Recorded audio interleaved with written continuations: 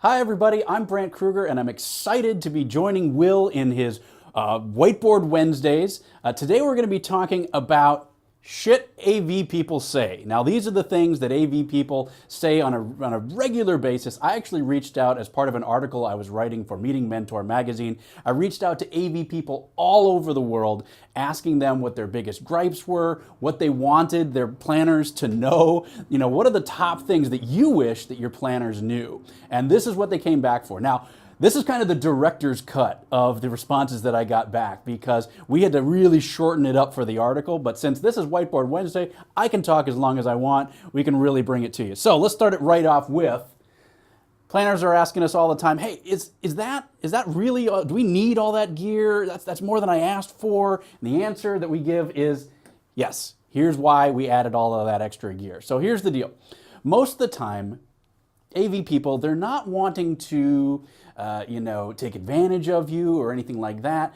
They're really just trying to cover both your ass and their ass, right? To make sure that you've got what you need to pull off your event. And so it's not that they're trying to add equipment to pad the bid or anything like that. They just want to make sure that they're covered and that you're covered. So maybe they throw in a little bit larger soundboard, or maybe they throw in, an extra projector here and there, or something along those lines, or a couple extra microphones. So yeah, as you're looking through that list and you're like, well, okay, I only needed these things and these things and these things, sometimes you might see a few things on there that you didn't ask for.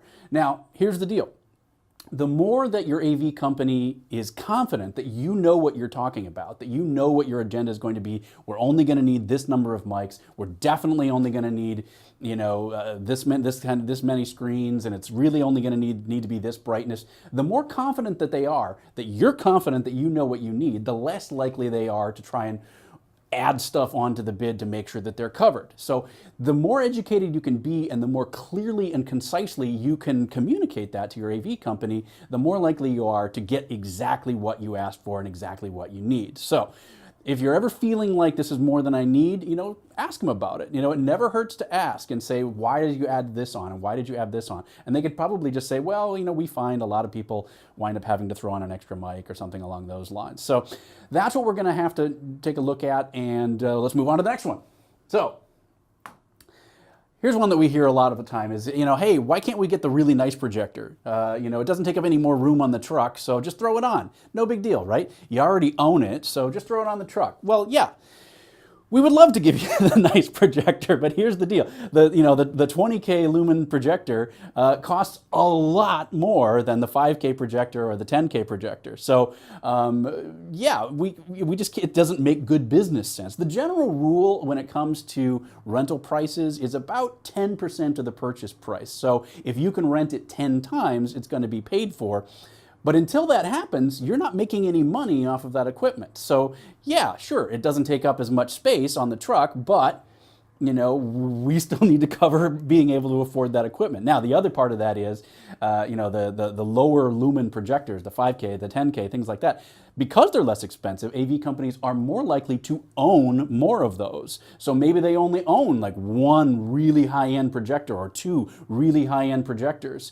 So they want to make sure that they're not taking that out of their inventory in case someone who really does need the really bright projector comes along and is willing to pay the rental price. Now, that being said, AV companies all the time will frequently upgrade your equipment or throw on a little extra equipment like we were just talking about.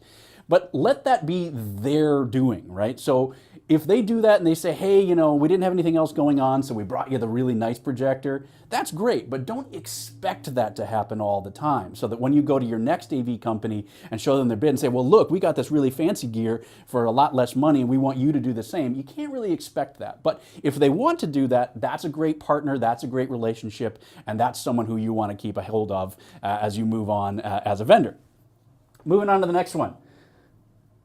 All right, don't force us to understaff. So this is one that I heard from a couple different places, from a couple different AV folks. And it's a little hard to wrap your head around a little bit, in that if you get two different bids, and let's say that they're both $10,000 bids, and one of them says they can do it with 4 people, and one of them says they can do it with 3 people, don't assume that the other one is again, padding, trying to get more people on the bid. different companies have different processes, and different companies have different divisions of labor. And so if that's what they feel that they need, don't try and force them, or at the very least, again, ask them about it. Say, hey, what exactly is it that you're going to do with this fourth person? And then they might have very good explanation. Well, we like to have one person who's video, one person who's audio. You mentioned that you were going to be recording this and selling the tapes afterwards. Yes, I'm showing my age there by talking about tapes.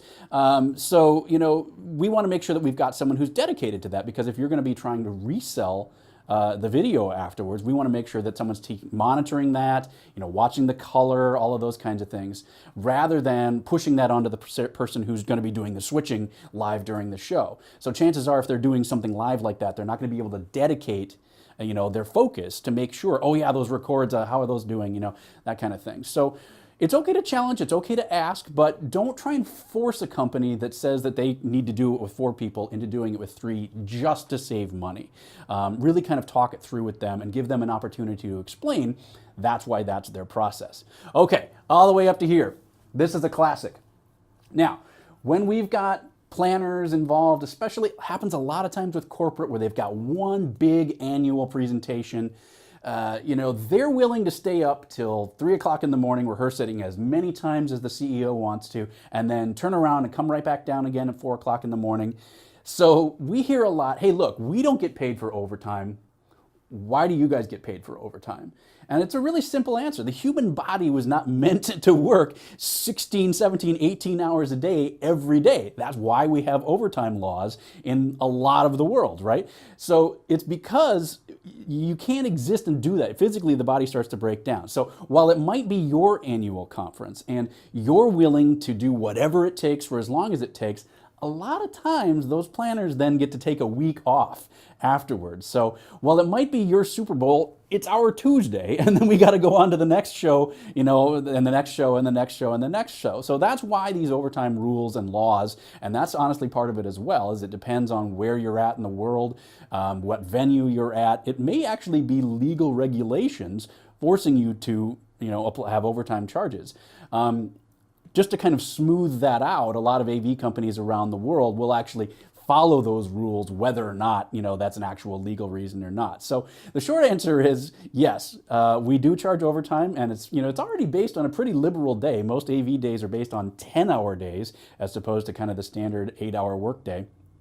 So you're already getting a couple extra hours in your day tacked on. So that's why, yes, you might be willing to do that every day, but then you get to take a week off afterwards and we have to go back to it. So next one, and I hear this all the time from AV folks, is please, please, please, please, please, please bring us in earlier.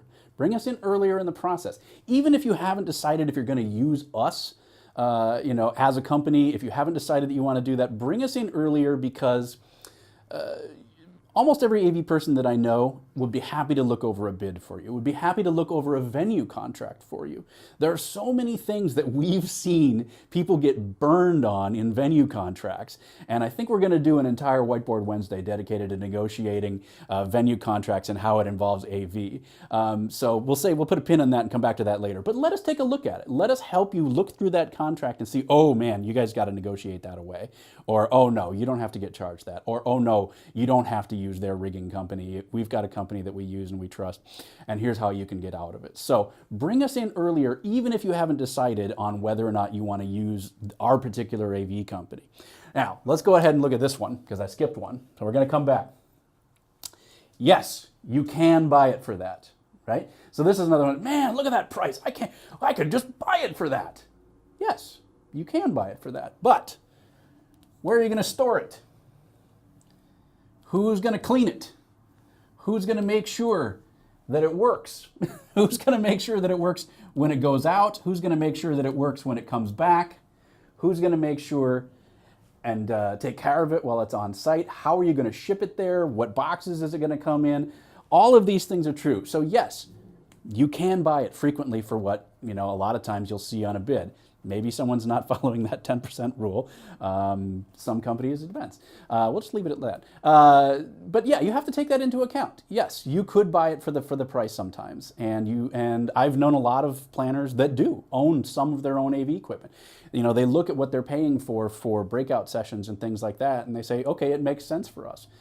But think it through. Take a moment. Again, where are you going to store it? You can't just put it in an empty office somewhere because otherwise it's going to walk away. It's going to get dust on it or whatever. So where are you going to store it? Who's going to take care of it? Who's going to make sure it's working? Who's going to service it on site? So yes, you can absolutely buy it yourself, but make sure you really think it through about how it's going to work and who's going to take care of it.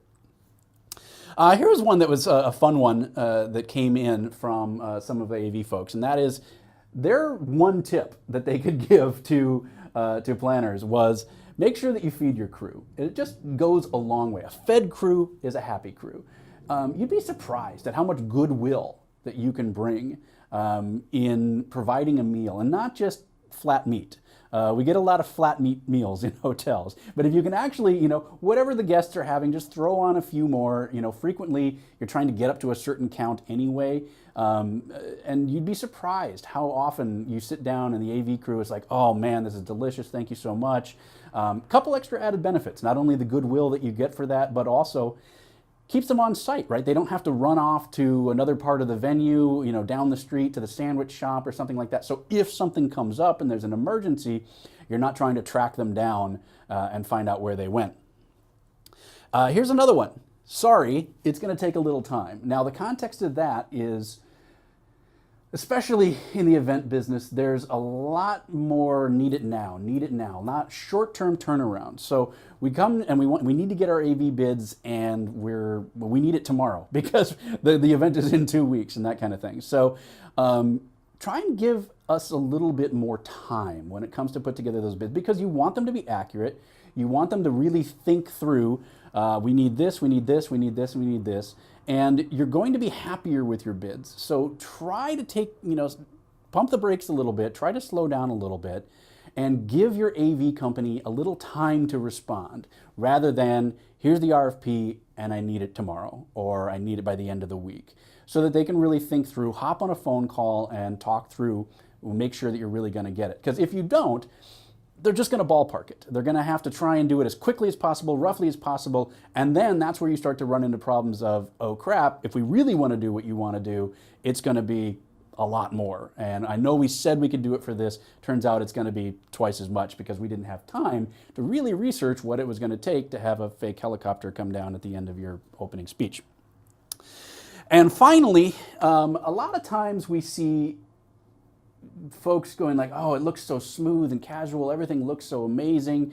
A lot of times the more casual and smooth that something looks, chances are they rehearsed the snot out of it, right? So really, it's the old, how did you get to Carnegie Hall joke, right? So how do you get to Carnegie Hall? Practice, practice, practice.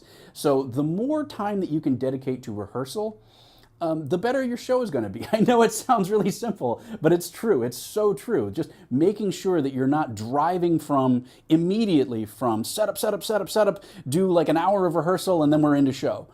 So, give it time to breathe. Maybe do setup on the first day, and then do rehearsals on the second day, or if you're starting in the afternoon, have rehearsals all morning. Really try and get your executives or your speakers, up on stage and comfortable and seeing the confidence monitors and the notes and all that kind of stuff. All of that is going to add to the comfort factor and make them feel comfortable on stage, make them be the best speakers that they can be. I will say on the other side of that, sometimes you can do a little too much rehearsal. You can do a little too much. Let's run through it again and run through it again and run through it again. And maybe there's a point of diminishing returns after rehearsing it a certain amount of times. But definitely make sure that you're making sure that you're getting enough rehearsal time and not just having to slam immediately from setup to closing, to right into running the show. So that's about it. That is the shit that AV people say. If you've got some more, if you've overheard some shit that AV people say, please do let us know in the comments. If you like this Whiteboard Wednesday, be sure and give us the thumbs up. If you didn't like it, or you think I'm totally off base on some of this stuff, please do let us know in the comments. We're definitely reading the comments. We're definitely checking it out. Otherwise, if you did enjoy it and you want to make sure you don't miss another Whiteboard Wednesday, click that little subscribe button, and we will be going right into your YouTube feed, and we can join you every week. So thanks so much, and we'll see you next time on Whiteboard Wednesday.